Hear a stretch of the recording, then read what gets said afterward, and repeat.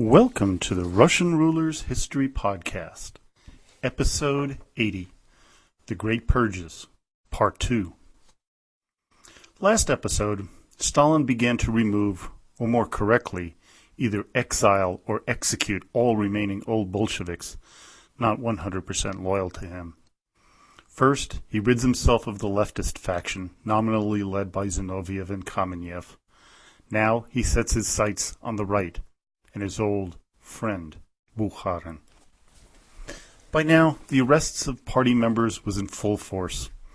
The fear of seeing the black car full of NKVD agents emptying outside your apartment doors downstairs caused many to leap to their deaths from windows on high. The reason for the high number of suicides was the rumored tortures of all who were arrested. As you know, I like to use quotes from authors of works on Russian history or first-hand accounts to events, but rarely as long as this one by Edvard Radzinsky in his book on Stalin. But it so beautifully depicts the time of the purges and why so many confessed to crimes they did not commit. Quote, "If he had to appear in court, most prisoners were condemned in camera. He would be carefully rehearsed first. Bear in mind, the investigators would say, that if you make a mistake in court, we shan't just shoot you, we shall torture you. We will tear you limb from limb." They might also suggest that he not be shot at all, that this was just for the press, that all those condemned were in fact spared. During the trial, the investigators sat under the prisoner's nose. Yet as they were at their cruel work, the torturers never stopped talking about the nobler motives for a prisoner to slander himself. It was all for the good of the party and the motherland. To preserve something of their self-respect, the accused would often join in the game. But as one victim of the Gulag wrote, "Behind all the lofty arguments of an ideological and political character, I saw a little imp of fear with a hideous face jigging away." By then, the country was no longer ruled by the party, nor even by Stalin. It was ruled by fear.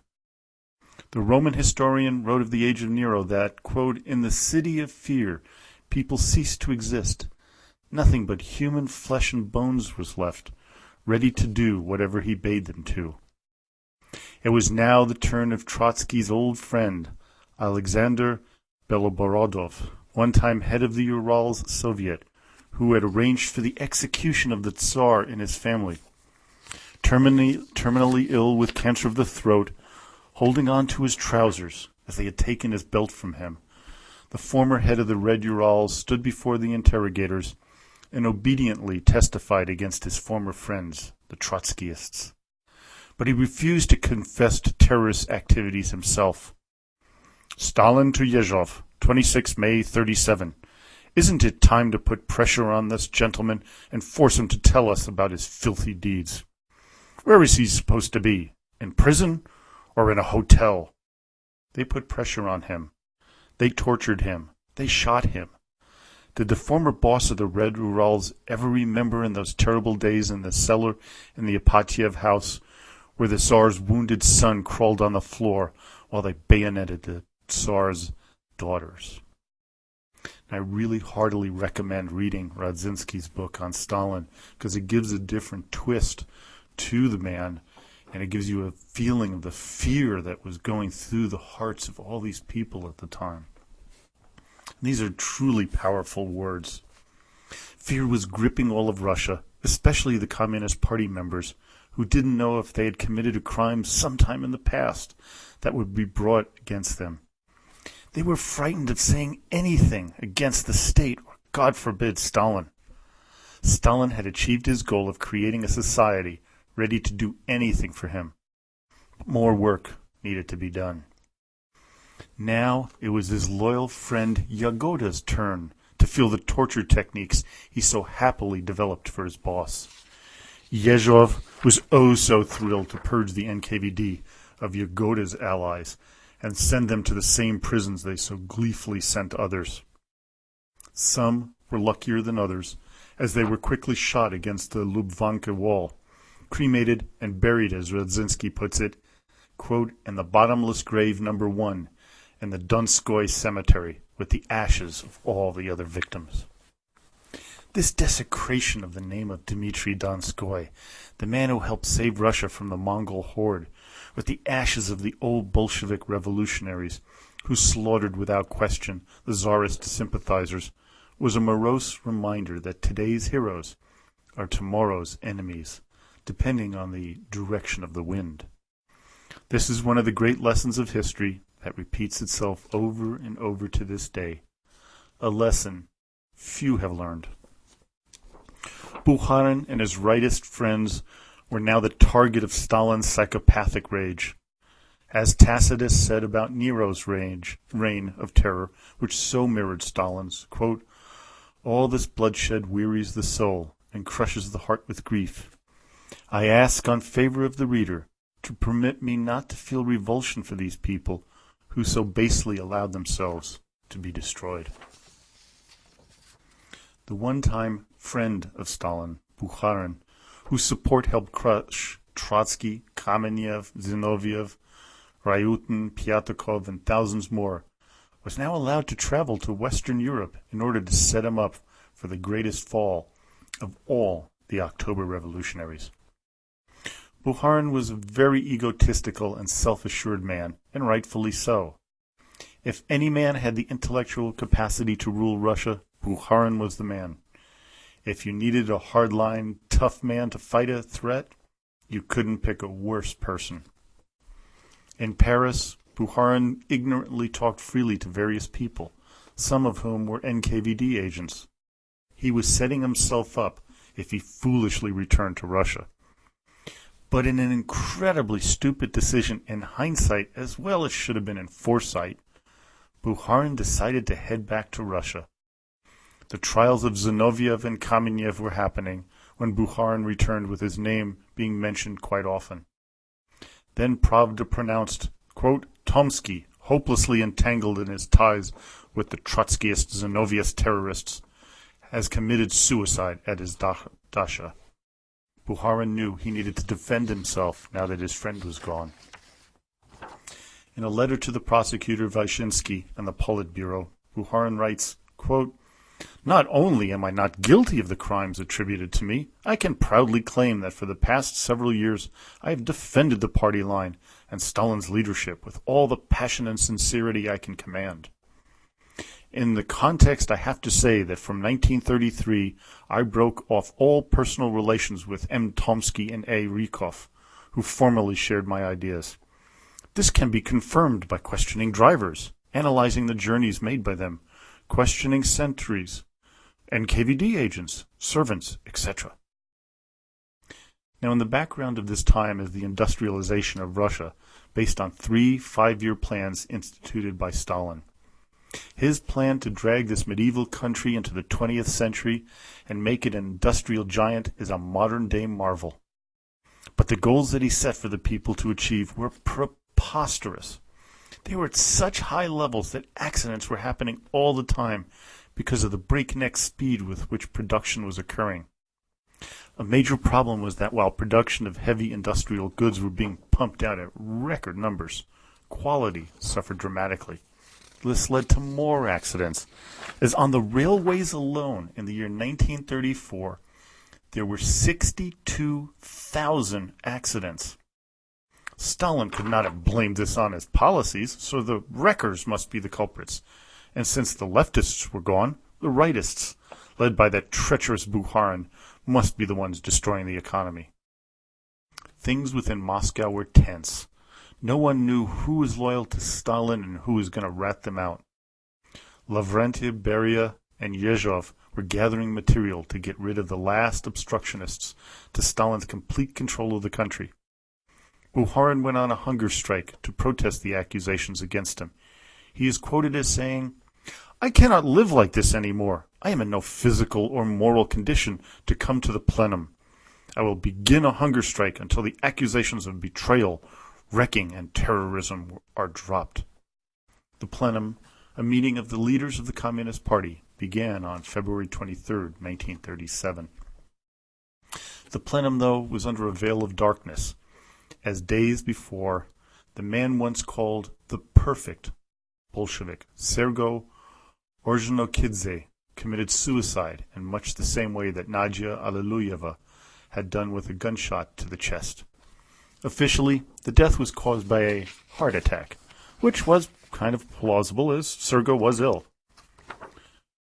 Ordzhonikidze killed himself as he and Stalin were no longer seeing eye to eye, and he knew that it was only a matter of time before he would be rounded up, arrested, tortured, and executed. He decided to go out his way, not by the hand of his old friend Stalin. At the plenum, Yezhov began with a blistering denunciation of Bukharin, as did Voroshilov. Rykov and Bukharin were summoned to the plenum, and after they were found guilty of plotting against the state, they were arrested and taken away. Next, it was Jagoda's turn. He was accused of being a German spy since 1907, and he was taken away. Yezhov then ordered Jagoda's henchmen to inspect the provinces, only to arrest them at the train stations. The boss had another joke up his sleeve. Jagoda had to confess to the innumerable poisonings which he had loyally carried out for the boss, the murders of Mezhinsky, Maxim Gorky, and others. With all the old Chekists gone, Stalin turned towards his next target, which was to have massive implications in the coming years when the defense of Russia was at stake. He turned towards the military and the generals at their head. As the boss was quoted as saying, it was time to, quote, to finish our enemies because they are in the army and the staff and even in the Kremlin. He said this on, of all days, May 1st, 1937, right after the May Day parade, where the military marched down the streets of Moscow in front of the Kremlin. What an ironic, twisted sense of humor displayed by Stalin, don't you think? The first target was Tukhachevsky, Stalin's most brilliant general, but one hated by Voroshilov. The entire high command was then arrested. Tukhachevsky, under incredible torture, confessed to being a German spy and implicated others. His signed confession had blood spatter on it. On June 11, 1937, the Supreme Court of the USSR found all the generals guilty of being traitors and spies and ordered their execution. Soon, 5 of the 8 judges were executed themselves. Next up were senior military officers, as in Stalin's psychotic mind. The generals couldn't have done all this wrecking alone. By November of 1938, Voroshilov claimed that over 40,000 officers had been arrested and either shot or sent to forced labor camps. Almost the entirety of the officer corps were annihilated. But the bloodshed was only beginning. Now the Great Purge would reach its bloodiest heights. On July 2nd, 1937, a new terror was begun as a quota of killings and arrests were ordered. Order 447, presented and agreed upon by the Politburo, created 2 quotas. Category 1, to be shot. Category 2, to be deported. Numbers were handed out and quickly the quotas were met. Then things got really twisted as the three-man tribunals created around Russia asked that the quotas be increased. As Montefiore writes in his book Stalin, the Court of the Red Tsar, about the coming terror, quote, in this, the terror differed most from Hitler's crimes, which systematically destroyed a limited target, Jews and Gypsies. Here, on the contrary, death was sometimes random. The long-forgotten comment, the flirtation with an opposition, envy of another man's job, wife, or house, vengeance, or just plain coincidence, brought the death and torture of entire families. This did not matter. Better too far than not far enough, Yezhov told his men, as the original arrest quota ballooned to 767,397 arrests and 386,798 executions. Families destroyed, children orphaned, under Order Number 447. Interestingly enough, Stalin pulled another publicity stunt to deflect the blame for the ongoing massacres from him. he disappeared from public view, appearing only 3 times in 1937 and 38. People began to bring up that little father image, the Batushka, who was obviously not aware of what his evil ministers were doing behind his back. Railway men were being accused of being wreckers, and so many were shot that there was one train line that was about to go totally unmanned if any more people were killed. Those closest to Stalin would not go without fear as chauffeurs, secretaries, and aides were arrested, sent to exile, or shot. Then some of the wives of the top leaders were being picked up and accused of being spies. Paranoia was at a fever pitch. And let's make it clear, these purges were not just limited to Russians. The USSR was a vast nation of many nationalities. These people were to be eliminated in mass numbers. Groups included Western emigres like Americans who came over during the Great Depression, Finns, Canadians, and Germans. The Polish who lived within the borders of the USSR were brutally repressed, with tens of thousands dying.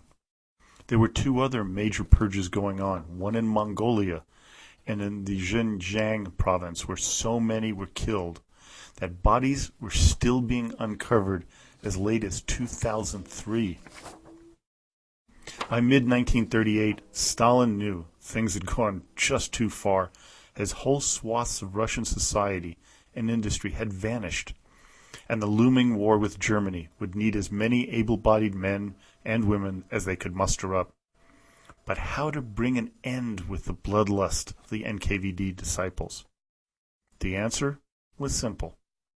Arrest and execute all of those dastardly men who ran the purge, because the good boss Stalin was unaware of the atrocities, and now that he found out, things had to come to an end for the good of the people.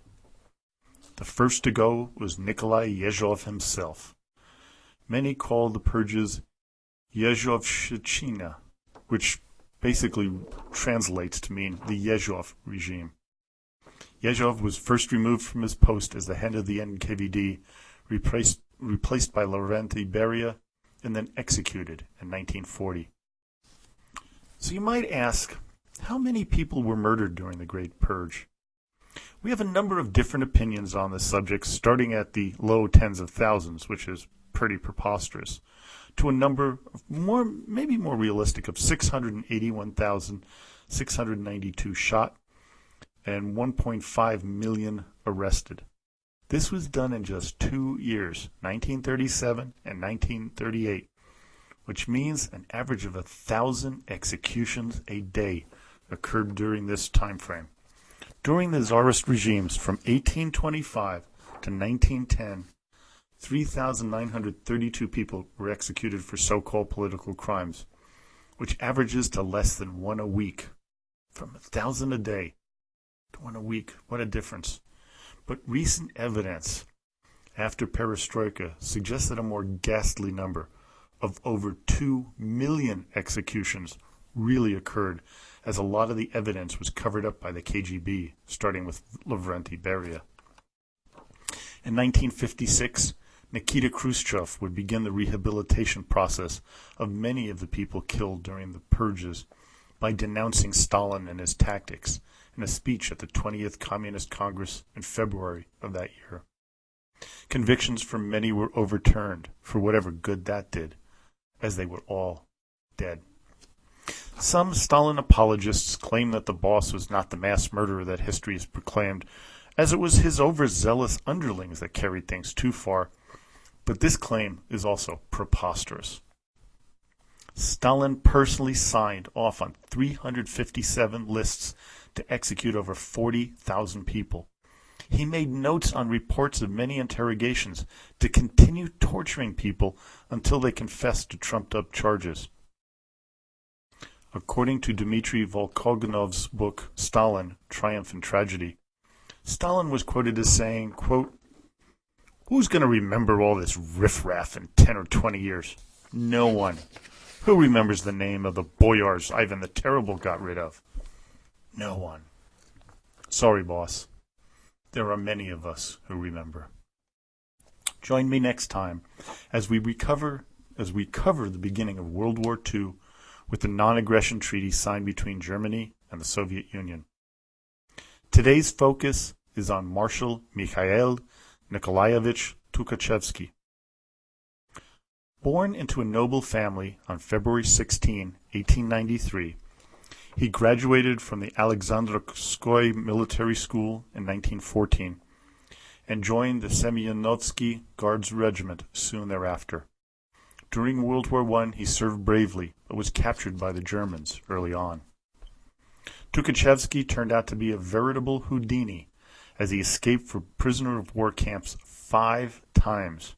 The final time got him all the way back home in October of 1917, just in time for the Bolshevik Revolution. He joined the Red Army despite his noble ancestry and became an officer. During the Russian Civil War, he successfully defended Moscow from attack, defeated both White Army generals, Alexander Kolchak and Anton Denikin. He also suppressed the Kronstadt Rebellion in 1921. As a firm Bolshevik, he was known to be incredibly cruel, oftentimes using poison gas on enemies and executing prisoners at the drop of a hat. But the signature battle in his career was to be his downfall. It was to make him a sworn enemy of Stalin, and that is the Battle of Warsaw during the Polish-Soviet War of 1920. He lost the battle decisively, although much of the blame should have been laid on the meddling of the Soviet leaders in Moscow and the officers who routinely disobeyed his commands. Stalin, though, would have none of the excuses and laid blame squarely on Tukhachevsky. Stalin dubbed the general Napoleonchik, or Little Napoleon. There were rumors that Tukhachevsky had planned to try to overthrow the Politburo. This was used later to drum up charges of him being a German-aligned traitor in 1937. His theories of battle were used extensively during World War II, especially the one called deep operations, whereby combined attacks on the rear of the enemy lines were to be launched to debilitate the enemy. 2 of the famous battles that utilized this theory was the Battle of Stalingrad and Operation Bagration. By 1935, Tukhachevsky was named a Marshal of the Soviet Union. In 1936, he traveled throughout Europe to investigate their armies. Stalin viewed Tukhachevsky and the army as the only thing between him and absolute dictatorship. So on May 22, 1937, he was arrested and brought back to Moscow, where he was tortured until he made a full confession. As Montefiore puts in his book on Stalin, quote, "A few days later, as Yezhov buzzed in and out of Stalin's office, a broken Marshal Tukhachevsky confessed that Yanukidze had recruited him in 1928, that he was a German agent in cahoots with Bukharin to seize power. Tukhachevsky's confession, which survives in the archives, is dappled with a brown spray that was found to be blood-spattered by a body in motion." On June 11, 1937, the Supreme Court put Tukhachevsky on trial, and by 11:35 that evening, he was found guilty and sentenced to death. An hour later, NKVD Captain Vasily Blokhin shot Tukhachevsky in the back of the head. When Khrushchev came to power, one of the first things he did in 1957 was to rehabilitate Tukhachevsky and declared that he was innocent of all charges. Interestingly enough, there is evidence that Tukhachevsky may have indeed been planning to overthrow Stalin with members of the NKVD and the Red Army when evidence came up that Stalin was indeed a one-time spy for the Okhrana, the Tsarist secret police. Well, I hope you enjoyed today's podcast. I will be taking a week off. I know I said that last week, but I had this script already pretty much written, and I figured I'd give you guys this one. But I'm going to take some time so I can get ready for World War II, the battles between Hitler, Stalin, and the political marksmanship that occurred afterwards with Roosevelt and Churchill. So please don't forget to come by the website at russianrulers.podhoster.com or visit us on Facebook in the Russian History fan page. And by the way, we will be creating a new website, russianrulershistory.net, and we'll be posting pictures and maps and things like that on there. And hopefully we can have people just join us in and make some comments. So don't forget, you can ask a question, leave a comment, or make a suggestion at these pages. And now, as always, до свидания и спасибо большое.